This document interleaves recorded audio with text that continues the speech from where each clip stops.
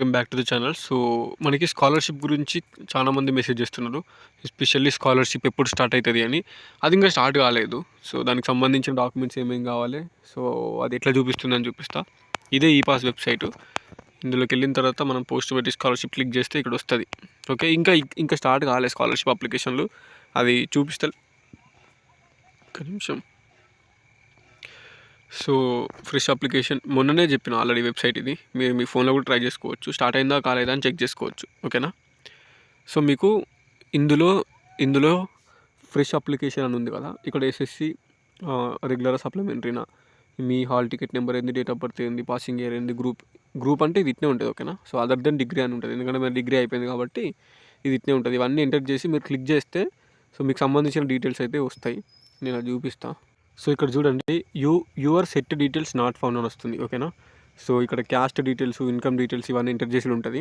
Enter చేసిన తర్వాత మనకి your set details, CP get details కూడా అడుగుతది. ఓకేనా? సిపి గెట్ డీటెయిల్స్ అడుగుతది. మనకి మిగిలిన డీటెయిల్స్ అన్నీ ఎంటర్ చేసుకుంటే సిపి గెట్ డీటెయిల్స్ అన్నీ ఎంటర్ చేస్తే your set details not found అని పడుతుంది. ఎందుకు అంటే అక్కడ ఇంకా సిపి గెట్ డీటెయిల్స్ అనేటివి ఏవైతే ఇప్పుడు మీరు సిపి గెట్ రాసారో ఈ సిపి గెట్‌కి సంబంధించిన డీటెయిల్స్ ఈపాస్ వెబ్‌సైట్‌లో ఇంకా అప్డేట్ కాలేదు. ఓకేనా? ఈపాస్ వెబ్‌సైట్‌లో అప్డేట్ కాలేదు. అప్డేట్ అయిన తర్వాత మీరు అప్లికేషన్ అనేది చేసుకోనికి వస్తది. ఇంతకుముందు ఇప్పుడు చూపించిన వెబ్‌సైటే.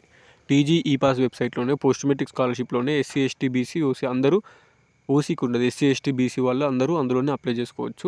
సో, అది. ఓకేనా? సిపి గెట్‌కి సంబంధించిన డీటెయిల్స్ ఇప్పుడే థర్డ్ ఫేజ్ అయిపోయింది.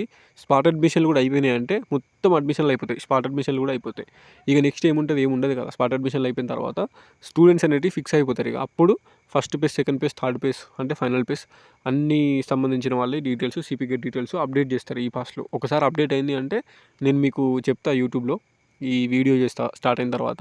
ఇక మీరు చేసుకోవచ్చు అప్లికేషన్ అనేది. ఓకేనా? సో, అప్పుడు మళ్ళీ క్లారిటీగా వీడియో చేస్తా. ఎట్లా అప్లికేషన్ చేసుకోవాలో స్కాలర్‌షిప్ అని. మాక్సిమం ఫోన్‌లో సపోర్ట్ చేస్తది ఫైర్ ఫాక్స్ అనే యాప్ ఉంటది. సో, ఈ ఫైర్ ఫాక్స్ అనే యాప్‌లో మాక్సిమం సపోర్ట్ చేస్తది. సపోర్ట్ చేస్తే నేను చెప్తా క్లారిటీగా. లేదంటే మీ సేవలో ₹100 ఇస్తే మీ సేవలో కూడా చేస్తారు. ఓకేనా? సో, చేసేటప్పుడు క్యాస్ట్, ఇన్‌కమ్ డీటెయిల్స్ కరెక్ట్‌గా చూసుకోవాలి. మిగిలినది యాజ్ పర్ 10థ్ ఇలా ఎట్లా డీటెయిల్స్ ఉంటే అట్లా పెట్టుకోవాలి. ఇన్‌కమ్ సర్టిఫికేట్, క్యాస్ట్ సర్టిఫికేట్ లేటెస్ట్‌వి ఉండాలి. క్యాస్ట్ పాతది ఉన్నాయి కదా! ఇన్‌కమ్ లేటెస్ట్ ఉండాలి. ఆ సర్టిఫికేట్స్ ఏమేమి కావాలనో ఒకసారి చెప్తా క్లారిటీగా చూడండి. సో, మీకు పాస్‌పోర్ట్ సైజ్ ఫోటోస్ ఉండాలి. ఆధార్ కార్డు ఉండాలి. దానికి ఫోన్ నెంబర్ లింక్ ఉండాలి. మీ ఆధార్ కార్డ్‌కి మీ number. So, bank passbook first page ఉండాలి. స్టూడెంట్ బోనఫైడ్ ఉంటది. సో, మీరు లాస్ట్ 7 ఇయర్స్ స్టడీ సర్టిఫికేట్స్ కాదు. మీకు స్టడీ సర్టిఫికేటు ఇక్కడ set allotment order, set course. మీకు జాయినింగ్ రిపోర్ట్ గాని అది ఇస్తారు కదా! దాంతో పాటు మెయిన్ ఏందంటే ఒరిజినల్ ఇన్‌కమ్ ఉండాలి. ఓకేనా? క్యాస్ట్ జిరాక్స్ ఉన్నా పర్లేదు. ఒరిజినల్ ఇన్‌కమ్ ఉండాలి. నెక్స్ట్ ఇంకోటి original PG first year study certificate. PG first year ఇప్పుడు మీరు ఏ కాలేజీలో అయితే చదువుతున్నారో, ఏ క్యాంపస్‌లో చదువుతున్నారో దానికి సంబంధించిన స్టడీ సర్టిఫికేట్.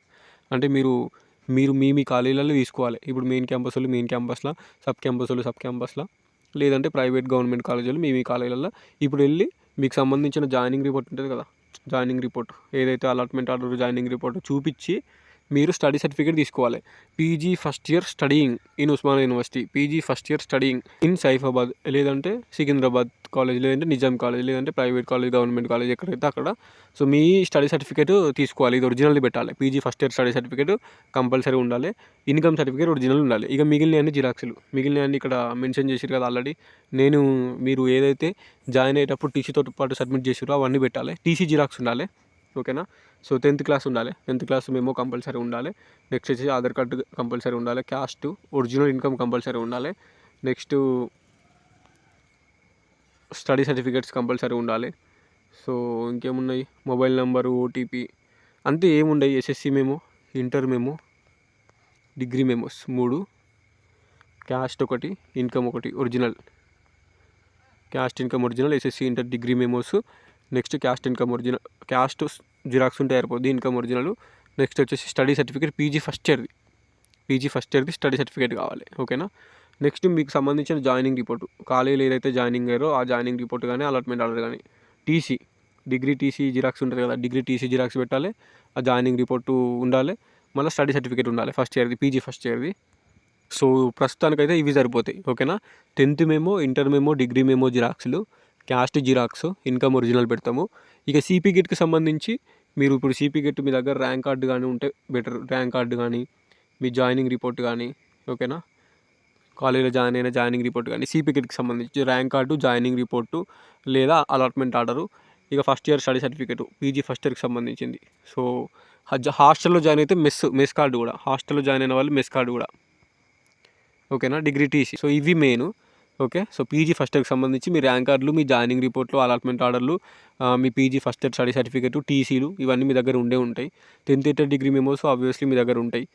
ఇక పాస్పోర్ట్ సైజ్ ఫొటోస్ ఉంటాయి. అవన్నీ స్కాలర్షిప్ అప్లై చేసేటప్పుడు original income, original PG first year study certificate ఉండాలి, బ్యాంకు పాస్బుక్ ఉండాలి మీ దగ్గర. ఇక మిగిలిన అన్ని జిరాక్స్లో స్కాలర్షిప్ అప్లై చేసుకోవచ్చు. చేసిన తర్వాత ఆ స్కాలర్షిప్ కింద వాళ్ళు మెన్షన్ చేస్తారు లైన్ వైజ్, ఓకేనా. సో వాళ్ళు నోటీస్ మెన్షన్ చేస్తారు లైన్ వైజ్.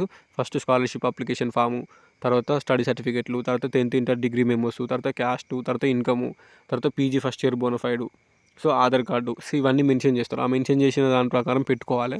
సో పెట్టుకున్న తర్వాత మీకు వాడు సబ్మిట్ చేస్తే వాళ్ళు ఫస్ట్ కాలేజీలో యాక్సెప్ట్ చేస్తారు. కాలేజీలో మీ హాస్టల్ అప్లికేషన్ యాక్సెప్ట్ చేసి డిస్ట్రిక్ట్ ఆఫీస్కి పంపుతారు.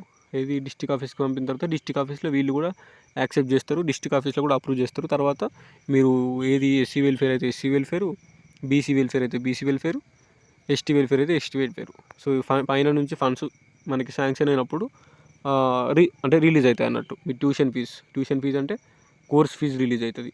హాస్టల్లో ఉన్న వాళ్ళకి మెస్ బిల్ వస్తుంది. ఎంత వస్తుంది పర్ మంత్? 1500 మెస్ బిల్ వస్తుంది. సో దీనికి సంబంధించిన మెస్ బిల్ కానీ ట్యూషన్ ఫీజు కానీ వస్తుంది. సెల్ఫ్ ఫైనాన్స్ వాళ్ళకి, రెగ్యులర్ వాళ్ళకి సేమ్ మెస్ బిల్లు ప్రతి నెల 1500 వస్తుంది. ఇక రెగ్యులర్ వాళ్ళకి ట్యూషన్ ఫీజు మొత్తం వస్తుంది, అంటే కోర్స్ ఫీజు.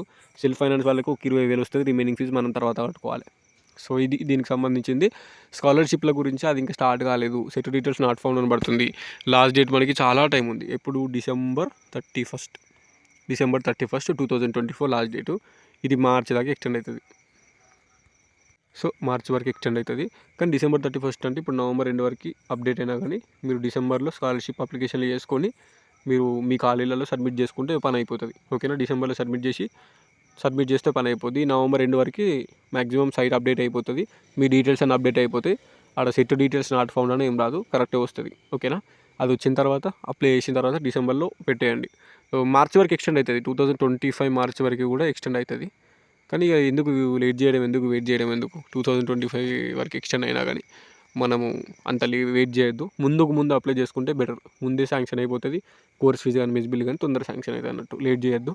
అది స్టార్ట్ అయిన తర్వాత తొందర అప్లై చేసుకోరు. ఓకేనా. సో అంతే. అది స్టార్ట్ అయిన తర్వాత మళ్ళీ వీడియో చేస్తే ఒకటి, అంతేనా. ఇప్పుడైతే అది సెట్ డీటెయిల్స్ నాట్ ఫౌండ్ అని పడుతుంది కదా. సో కొంతమంది అట్లా ఎందుకు పడుతుంది అనుకున్నారు, అది అందరికీ అట్నే పడుతుంది. ఇంకా సిపికెట్ డీటెయిల్స్ అలా అప్డేట్ చేయలే. సో అది ప్రాబ్లం. అది అప్డేట్ అయితే వస్తుంది. అది అప్డేట్ అయిన తర్వాత I will update you in YouTube. Okay. ఉంటా మరి. Signing off. This is your campus student.